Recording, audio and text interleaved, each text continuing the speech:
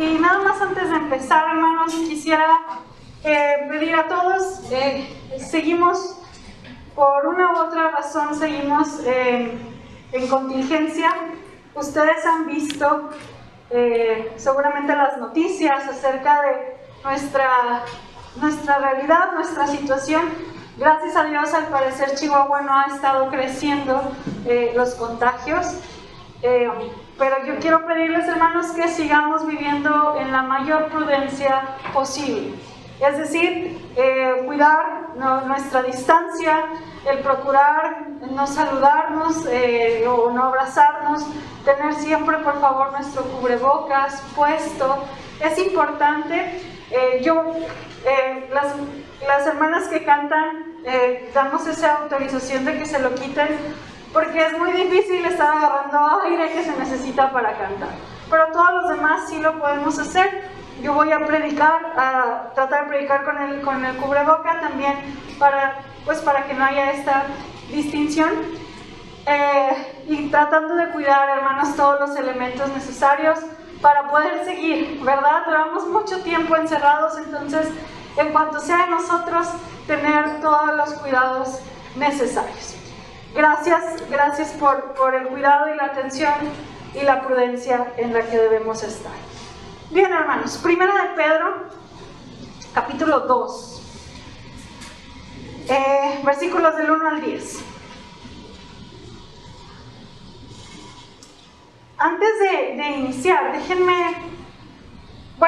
primero lo vamos a leer. Dice Primera de Pedro 2, del 1 al 10, dice: por lo tanto, desechen toda clase de maldad, todo engaño e hipocresía, envidias y toda clase de calumnia. Busquen como los niños recién nacidos la leche espiritual, no adulterada, para que por medio de ella crezcan y sean salvos, si es que han probado ya la bondad del Señor. Lo tengo en versión Reina Valera contemporánea, pero síganme con su vista. Dice: acérquense a Él, la piedra viva que los hombres desecharon, pero que para Dios es una piedra escogida y preciosa. Y ustedes también, como piedras vivas, sean edificados como casa espiritual y sacerdocio santo, para ofrecer sacrificios espirituales que Dios acepte por medio de Jesucristo. Por eso dice la Escritura: miren, yo pongo en Sión la principal piedra angular, escogida y preciosa, y el que cree en ella no será avergonzado.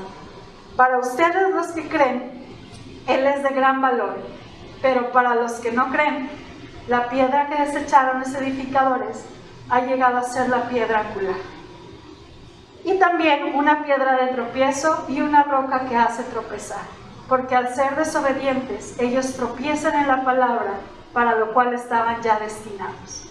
Pero ustedes son linaje escogido, real sacerdocio, nación santa, pueblo adquirido por Dios, para que anuncien los hechos maravillosos de aquel que los llamó de las tinieblas a su luz admirable.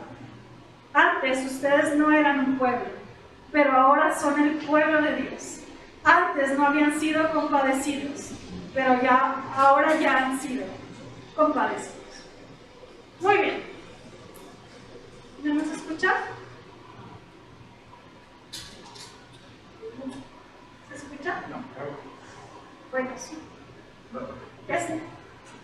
Perdón, hermanos, fallas técnicas. Ok. Listo. Muy bien. Vamos a recordar tantito el capítulo 1 de Pedro. Pedro escribe a los judíos que están en Asia Menor.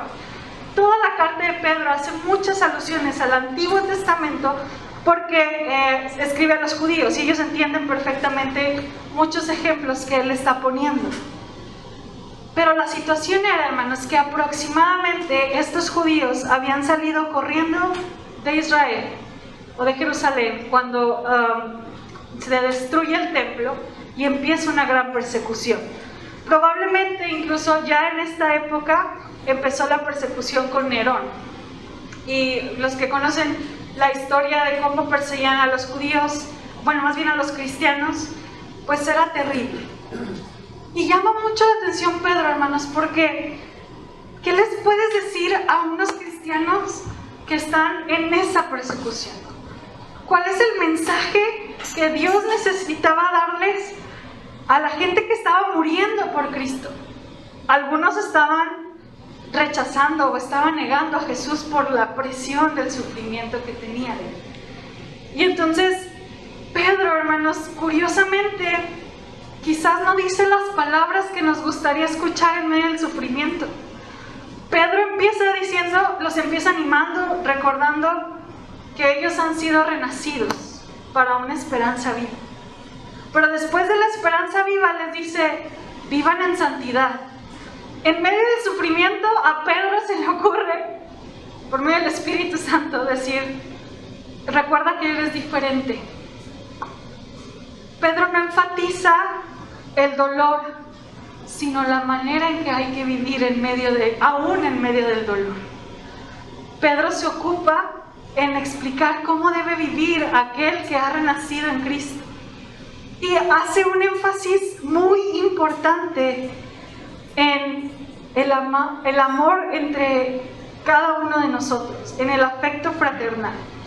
En medio del sufrimiento y de la persecución, el mensaje de Pedro es, manténganse en amor. Desechen todo lo que estorba para poder lograr la unidad entre ustedes. Porque la presión interior, tanto de la iglesia como del corazón, es mucho peor que la presión externa que cualquiera pueda generar. Cuida tu corazón, cuida tu forma de vivir antes de preocuparte de lo que está pasando alrededor.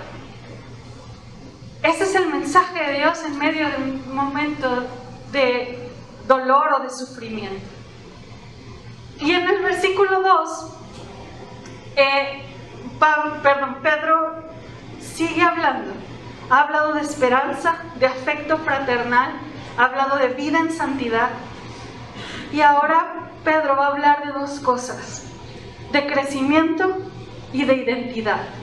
Los primeros pasajes, Pedro como que cierra el capítulo 1 y les dice, todo esto que les he dicho, de vivir en santidad, de amarse, por ello desechen todo aquello que estorba para lograr la vida en unidad. Y luego dice, busquen como niños recién nacidos la leche espiritual, no adulterada. Es decir, hermanos, iglesia, aspira a crecer en la vida cristiana y desea más. Yo quisiera preguntar de manera retórica, ¿hace cuánto no identificas en tu vida que has crecido en el Señor? Que antes yo era y ahora soy.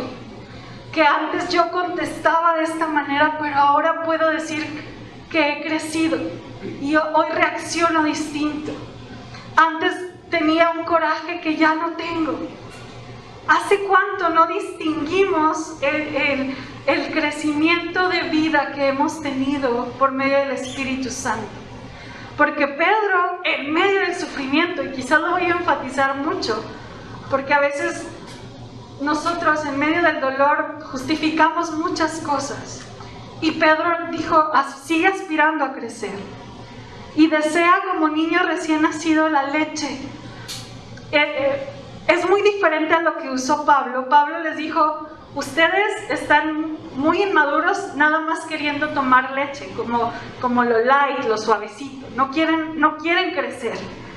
Pero el ejemplo que Pedro pone no es como el de Pablo, sino es que tú veas como un bebé necesita leche y no va a dejar de llorar hasta que tenga leche. Yo no tengo hijos, no sé si les va a tocar verlos algún día, pero sí sé cómo llora un niño hasta que le dan comida.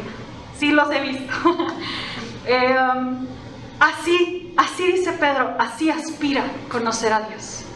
De la misma manera que un niño llora hasta que logra que su mamá lo escuche y le dé de comer, así aspira a crecer. Así busca seguir adelante. Eso es lo que sigue. Hemos hablado de esperanza viva, que tenemos esperanza, vivir en santidad. Pero la santidad en este proceso de vida cristiana es un crecimiento. Hermanos, decía un pastor, la vida cristiana no se puede estancar. La vida cristiana es tan dinámica que si no estás creciendo, automáticamente estás decreciendo. No hay un estancamiento. Si yo no crezco, estoy decreciendo. ¿Hace cuánto yo no identifico en mi vida particular un crecimiento, una madurez, una forma de responder, de ser, de hacer, de pensar? Y puedo decir, he crecido. Bueno, Pedro dice, aspira a crecer. Y no solo eso, hermanos, sino que después pone un ejemplo hermoso que ahorita cantábamos. Porque una de las preguntas más constantes del ser humano es, ¿quién soy? ¿A dónde voy? ¿Para qué sirvo? ¿Para qué vine a este mundo? Y Pedro les recuerda quiénes somos. Y antes de recordar quiénes somos, nos recuerda quién es Él. Y dice el versículo 4, acérquense a Él, la piedra viva que los hombres desecharon, pero para Dios es una piedra escogida y preciosa. En el Antiguo Testamento muchas veces se pone a Dios como la roca, como el lugar seguro, como el lugar en donde se debe fundamentar la fe. En ese caso era del pueblo de Israel. Muchas veces se expresa de Dios como esa roca, esa piedra que sostiene. Esta roca tiene vida en sí misma y podemos acercarnos a ella. Esta piedra del ángulo que Pedro menciona es el apoyo en el cual descansa todo un edificio. Yo no soy ingeniera, pero sé que se necesitan bases para edificar. Bueno, esa base es Jesús. Y déjenme ir un poquito antes. El templo en los tiempos judíos era el lugar más especial. Era el lugar en donde el cielo y la tierra se conectaban. Era el lugar donde habitaba la presencia de Dios. Para los judíos el templo de Dios era el lugar más sagrado que existía. Era donde Dios se manifestaba, era donde Dios hablaba al pueblo, era donde Dios respondía y perdonaba los pecados. El templo era el lugar donde me gustó una expresión que usó un comentarista, porque decía que era el punto de encuentro entre el cielo y la tierra. Pero en los tiempos de Jesús, el templo se había vuelto corrupto. Marcos 11, no me acompañe, pero cuando pueda leerlo, Marcos 11 tiene una particularidad. Bueno, el autor Marcos tiene la particularidad de que está escribiendo una historia y luego mete otra historia entre la historia que va contando. Y en Marcos 11 es la historia de la higuera estéril, que Jesús regaña o reprende a la higuera porque no daba fruto. Pero esta higuera, hermanos, era muy particular. Esta higuera era frondosa. Tú veías ese árbol y decías pensabas que era hermoso y que era útil. Y Jesús se acerca y dice que no había fruto. Y después, muy ingeniosamente, Marcos nos lleva a la purificación del templo para hacernos una comparación. Así como la higuera estéril era un árbol frondoso que tenía ramas y que por fuera se veía maravilloso, era un árbol inútil, era un árbol que no daba fruto. El templo era lo mismo.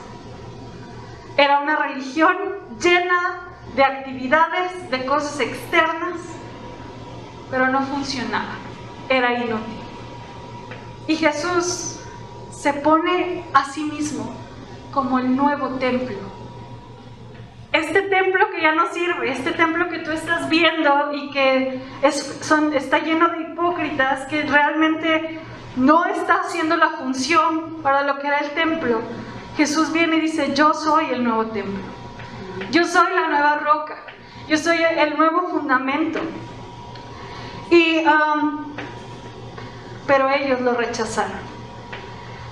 Ellos miraron esa piedra y los constructores, en este caso los religiosos, menearon la cabeza y expresaron: este hombre no encaja en ningún sitio.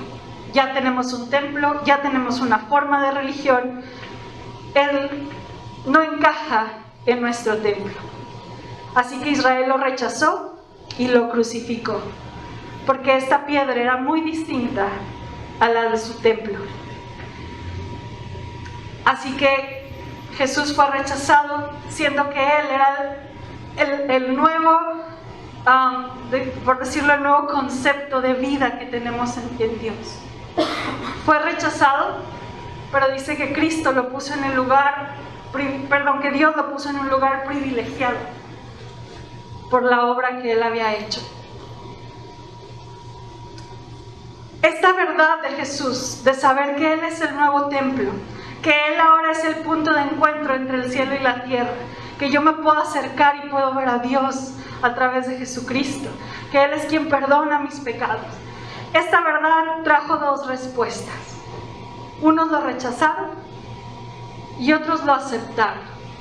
Y Pedro explica que los que lo rechazaron tuvieron sus consecuencias.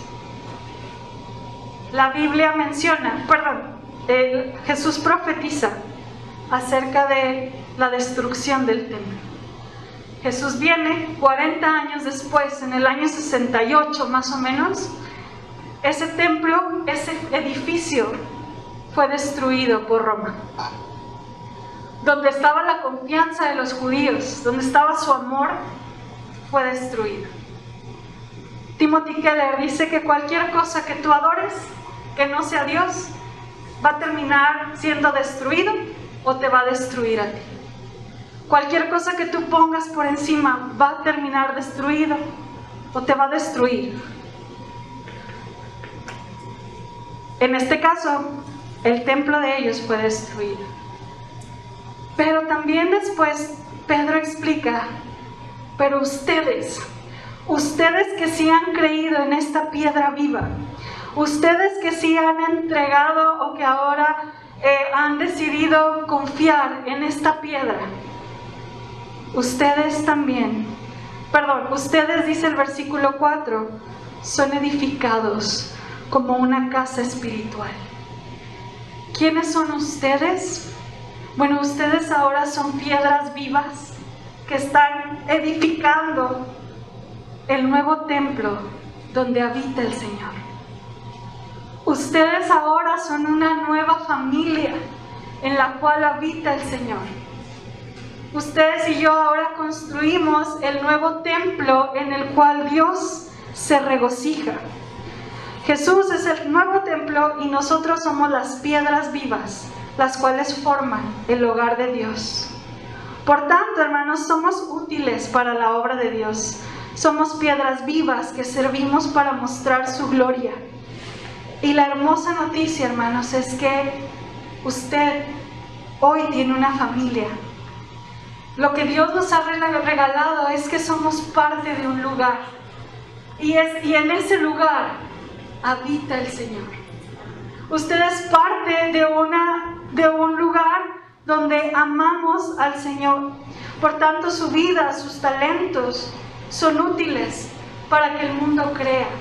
Hermanos, el templo, el pueblo de Israel fue escogido para que los demás creyeran. Es la misma función que usted y yo hoy tenemos. Hemos sido edificados en Cristo, en la fe de Jesús, para ahora el Señor habite en nuestra vida, en nuestros corazones, en nuestra comunidad, para que el mundo crea. Usted ha sido edificado para saber que es parte de un lugar. Usted es parte de una... Dios, hermanos, le ha regalado en Cristo una nueva familia. Y hermanos, yo anhelo que usted se sienta parte de esta familia.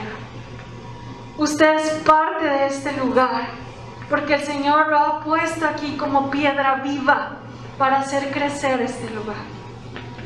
Hermana Norma, hermano Narciso, Ezequiel, ustedes son parte de esta familia.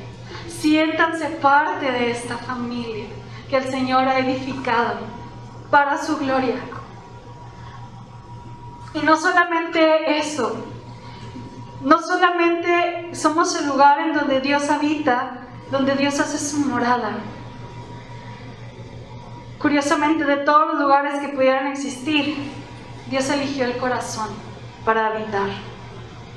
Tozer decía que tenemos un templo, ahora somos un templo móvil y portátil, un templo hecho de seres humanos, y que no solamente somos quienes portamos la gloria de Dios o la presencia de Dios para este mundo, sino que ahí mismo, en el versículo 5, dice: ustedes como piedras vivas sean edificadas como casa espiritual.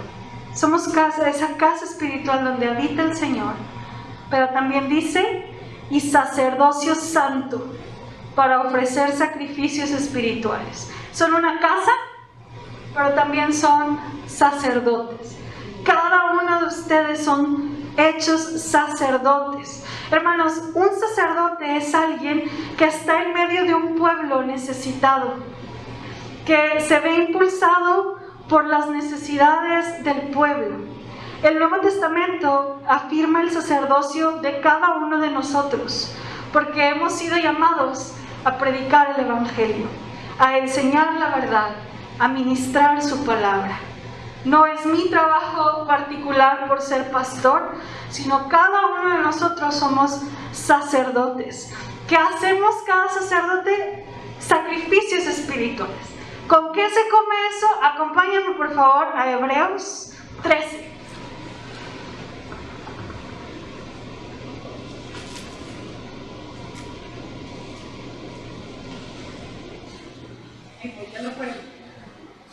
Hebreos 13, versículos 15 y 16.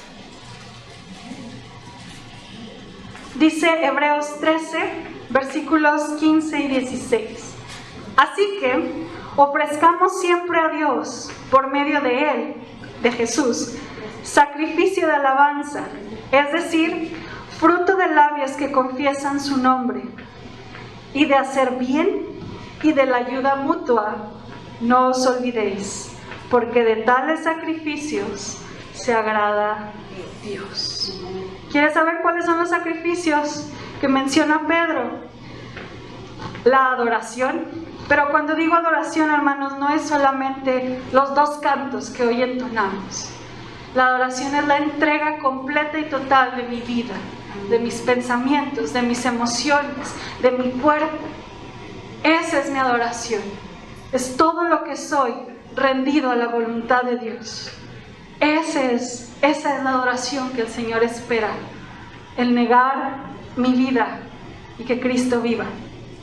Y no solo eso, sino dice, y de la ayuda mutua y del amor, no te olvides. Tú y yo somos sacerdotes para entregar nuestra vida al Señor y para amar al prójimo. Esos son los sacrificios espirituales de un sacerdote que habita en esta casa espiritual.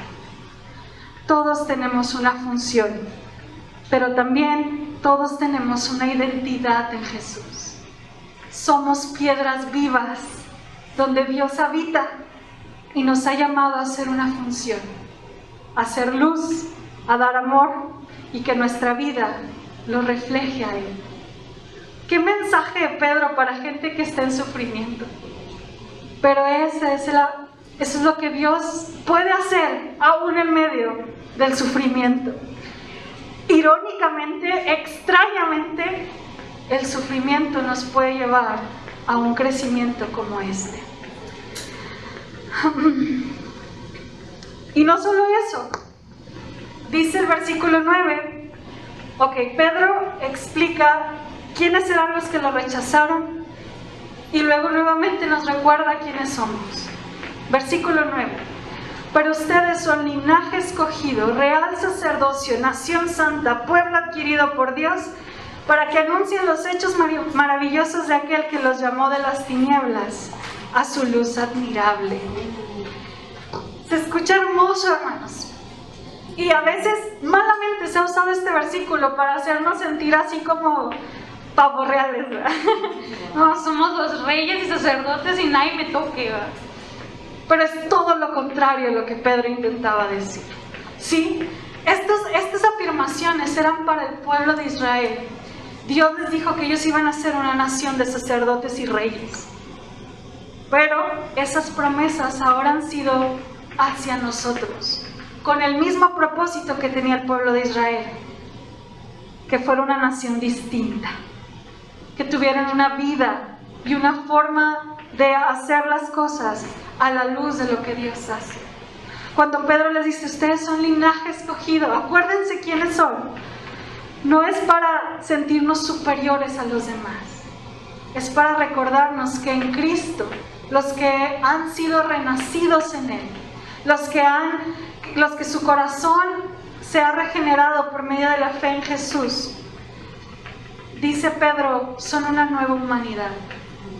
Ustedes son como un pueblo especial y diferente que ha sido diseñado para vivir a la luz de esta verdad. No a la luz de la cultura, no a la luz de lo que dicen a veces, que escuchamos que va en contra de la voluntad de Dios. Ustedes son un pueblo para dimensionar o mostrar cómo debe vivir una familia. Ustedes son un pueblo para mostrar cómo se deben amar unos a otros. Ustedes son un real sacerdocio para amar de la misma manera que se ama a cualquier persona, sin importar su raza, su cuestión social, su cuestión profesional, su grado académico. Ustedes son un pueblo que no hace diferencias. Ustedes son un pueblo que sabe amar como aquel que os ha amado.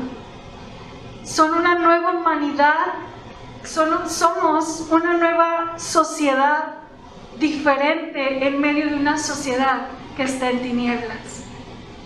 Por eso dice, para llevar a la luz a aquellos que siguen en tinieblas, para anunciar los hechos maravillosos del que los llamó de las tinieblas a su luz. No es que seamos superiores, es que por gracia estamos aquí. Y es que por amor estamos aquí y Dios nos ha concedido ser parte de una nueva sociedad, del reino de Dios, que nos toca mostrar con toda nuestra manera de vivir lo que es allá afuera, la diferencia de estar en Cristo a no estar en Cristo.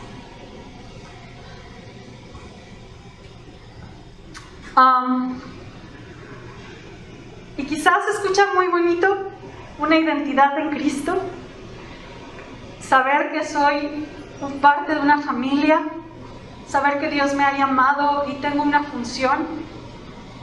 Pero a lo mejor usted se está preguntando, pero Pastora Ana, ¿esto qué tiene que ver con mi vida? Es decir, acabo de perder mi trabajo. ¿De qué me sirve saber que soy una piedra viva? Tú no conoces la relación de mi matrimonio. ¿De qué me sirve saber que soy parte de una nueva sociedad? El cristianismo como tal, o la Biblia como tal, quizás no tiene las fórmulas secretas para cada uno de los problemas que pasamos. Pero necesitamos entender que el Evangelio es la historia de un Dios bueno que te ha rescatado de la muerte para transformarte y hacerte nuevo. Esa es toda la esencia del Evangelio. Un Dios bueno que por medio de su Hijo nos rescató para transformarme y hacerme nuevo. No me has respondido la pregunta, ¿de qué me sirve? Mi invitación, querida iglesia, es que puedas enfocar tu mente y tu corazón más allá de lo que estás pasando. Pedro sabía lo que estaban viviendo todos esos judíos y el mensaje fue: enfócate en la nueva esperanza que tienes en Cristo. Enfócate en vivir en santidad. Enfócate en el temor a Dios y en practicar el amor mutuo, en anhelar su palabra como bebés. Enfócate en saber cuál es tu lugar en este templo espiritual. Enfócate a ofrecer sacrificios espirituales. Porque mientras te enfocas en ello, tu vida reflejará a Cristo y verás la obra de Dios en cada área de tu vida. Quizás hoy yo no te voy a responder porque Dios nos quitó ese trabajo. No te voy a responder porque tus hijos no han venido a la iglesia. Pero la invitación del Padre en esta tarde es que enfoques tu corazón y tu vida en medio del sufrimiento que puedas tener, en la esperanza viva, en la santidad, en el temor a Dios, en el aspirar a su palabra, en el saber que tienes un lugar especial en este lugar por amor a Jesús, por gracia y por amor, por el amor que Dios tiene por ti. Desenfoca lo que te angustia, enfócate en Cristo. Tienes identidad, eres hijo, eres amado, tienes una familia, tienes una casa espiritual, tienes algo que hacer y hay mucho todavía que crecer. Pedro dice en el versículo 4, acércate a Él, piedra viva, para que nos dé vida y nos enseñe a enfocarnos en lo que es verdadero, en lo correcto, y a quitar nuestra mirada de lo que me está impidiendo crecer. ¿Qué les parece si ahí en su lugar hacemos una pequeña oración? Buen Padre, solo tú sabes cada familia aquí presente, sus vidas, sus sueños, sus fracasos, sus realidades.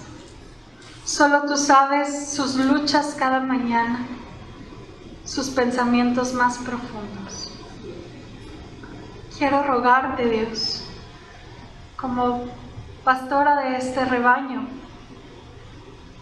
que nos enseñes a ver tu sacrificio, Señor, como la inspiración más profunda para seguir adelante. Y que, Señor, en medio de mi dolor, de mis preguntas, en medio de mis miedos, Señor, en medio de esta contingencia, quiero pedirte, Señor, que tengamos la capacidad de seguir creciendo, Señor, de seguir aprendiendo de ti, Señor, de buscar la santidad, Señor, de amarnos unos a otros, de desenfocar mi vida en mí solamente y honrarte con todo lo que somos, Señor. Danos la capacidad que le diste a Pedro para invitar al pueblo, Señor, o a estos primeros lectores, a crecer en esa esperanza viva que es en ti. A ceñir nuestra mente y ser santos como tú eres santo. A llevarnos al afecto fraternal con un corazón entrañable y sincero entre nosotros. A aspirar a conocerte y amarte como un bebé anhela y necesita el alimento, Señor. A saber quién soy en ti, lo que me has dado, a saber lo mucho que me has amado y el lugar en el que me has puesto. Y también el trabajo que me has dado por hacer. Señor, hay tanto por entender, por crecer, por conocerte. Ayúdanos a que nuestros miedos, nuestros fracasos, nuestras realidades inmediatas no sean, Señor, un impedimento para seguir creciendo en tu obra, para seguir mostrándote a ti que somos tu templo espiritual donde tú habitas, Señor. Haz la obra en cada uno de nosotros.